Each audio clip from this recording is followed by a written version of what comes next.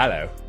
It's my first and only goddamn podcast. My name is John Laxmi, and I'm here for a reason. I'm going to tell you a bit about my story before I become fucking famous. Okay, so I'm here on a mission, and I call that mission Kiszmet. Okay, it's the name of my company. Now, Kiszmet, I'm sure you've heard of that word before, right? It's Kiszmet. It comes from the word Kiszmet, Arabic word, which means destiny, okay, or fate. Now, when I think about what's happening today, what I see with my friends, people I talk to, girls on dating apps, etc., it's a condition. I don't want to call it a condition. It's a state of being that sucks. It's called loneliness, right? Now, fuck mental health and the pandemic and everything that's made it worse, but I know you've all felt it, right?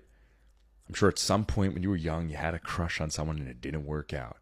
Maybe you slept with the wrong person and then you felt abandoned by them. Maybe you go to bed at night and you don't have someone to talk to, or your parents are estranged, whatever it is. There have been times when you haven't been able to share who you are with someone who you felt understood you, right? And it sucks. It is the worst fucking feeling.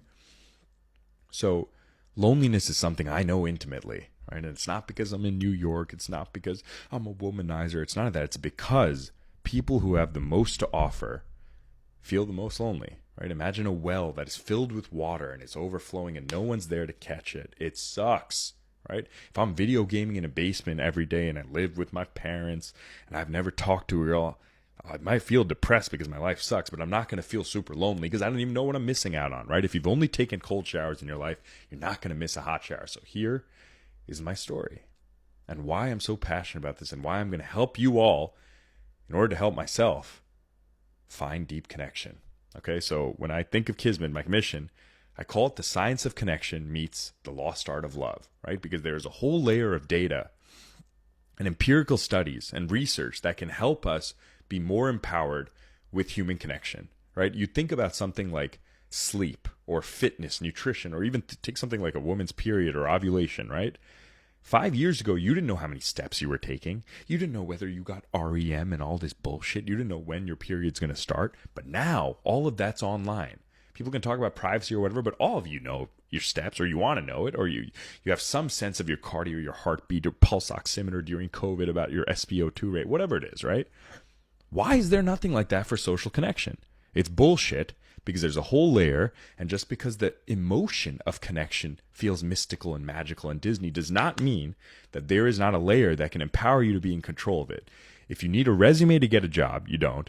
But if you need a grocery list to buy groceries, you don't. But if you got to do push-ups to get triceps, it takes work to find deep connection, okay?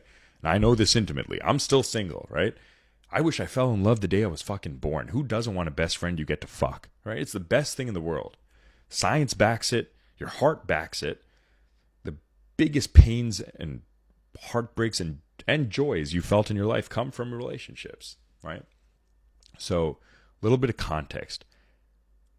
You know, my family's from India. I was born in America.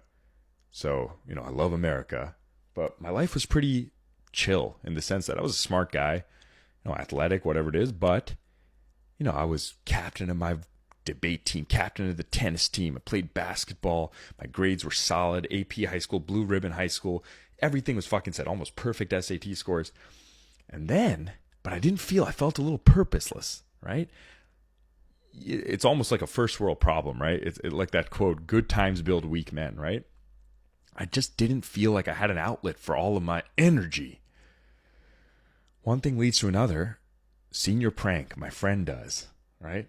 To get a day off from school, to get away from math midterm. He wasn't top of his class, right? Maybe that's why I was friends with him, right? That's something to analyze. One thing leads to another. The whole point is I got expelled from high school, and I went to juvie at 17. Clean kid right here. Imagine in juvie, ankle bracelet, forced by law to go to a psychiatrist, 17 years old, formative age. Indian parents don't know what the fuck's going on. I don't know what the fuck's going on, right?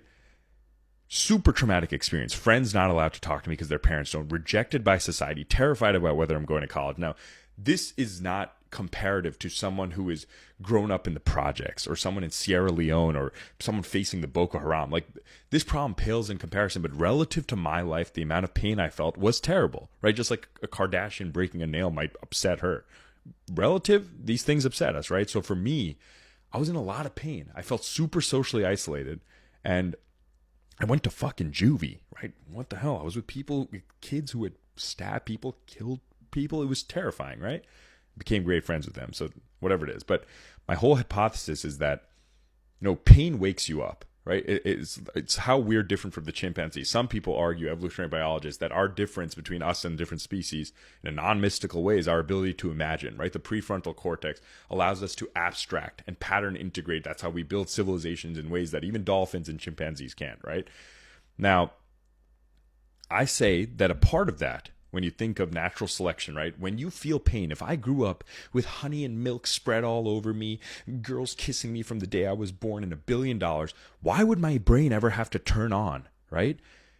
We were adapted against pain. There was essentially differentiation in our cells that were reinforced through natural selection to help process pain, right? You wake up, meaning if every day you just go to class, etc., and nothing happens, if one day you fucking stub your toe or you burn your hand on a fire, next time you're going to be like, whoa, whoa, whoa. Not just going to rush to school, got to check.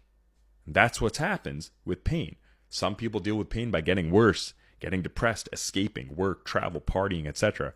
Some people learn from it. Now, I'm still learning. I still fail, but I think I've learned a lot. And I want to share what I've learned in my life with you. So a bit of my story since then, deeply sad, deeply upset, became obsessed with finding, honestly, the cliche of like someone to fix me, to save me, a girl who understands me. And there's still some of that there, I'm not going to lie. But the truth is, it just upped my desire for deep understanding, right? I really wanted to be accepted for my virtues, not my failures, and things that, I didn't do anything for that. The thing my friend did, the senior prank to get a day off from school, sending some email being like, oh, I'm going to do X, Y, Z.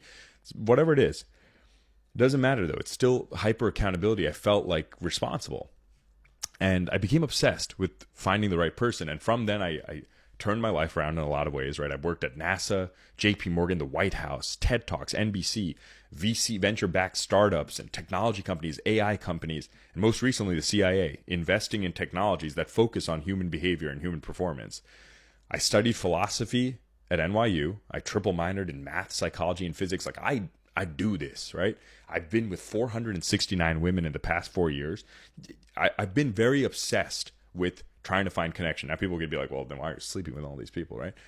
We'll get into the theory about all that later, right? If you can't sleep with women, you can't choose them for anything other than sleeping with them.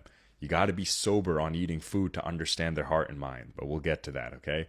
Because the thing I'm most proud of is how I go about finding love, okay? Haven't found it yet. Highly selective. But I'm here now with this mission, Kiszmet. I'm here with this podcast because girls love my voice. No, I'm here not only to share what I've learned and to learn from you all, but I can't just be talking to a mass of people to help everyone, right? We're all selfish, right? I want to find love, okay? So I'm going to make my company, right? Because raising money is not going to be hard for me. Building different hardware and software layers to help people, I can do all that. I'm not worried about that. Money's not my issue at this point. I'll never be poor if I don't want to be because I'm a smart guy. That's not what this is about. I'm here to find love. So if there is a chance that the woman of my dreams is on the other end of this goddamn video, they call it building in public in San Francisco and in the tech community. I don't give a shit about all the terms. I'm here for the off chance that one day, when I become famous, or even before that, my video gets in front of her, and she's sitting there in her room, feeling the same thing I'm feeling. Lonely, misunderstood, having so much to offer the world, living with class, but wanting to feel loved. And I'm going to find her like this. So every day, I'm going to help you all, of course, indirectly, because I'm going to talk about science. This is who I am. I'm scientifically minded about this, and I'm going to help you guys be more conscious and intentional and informed about how to find deep connection. But the real truth of this all is I'm talking to you, the one, and I am going to share with you my life. And one day when I meet you, you're going to see this whole journey. And I'm going to want to know your whole journey. So this is me diarying and journaling in advance, like that original function, through imagination, so that I'm going to the future so that you can understand my past. And I'm going to fucking find you no matter what it takes. So hi, I'm John Laxmi. Welcome to Kiszmet. This is the beginning of a goddamn movement. Get excited. There's going to be ups, there's going to be downs, and it's going to be beautiful.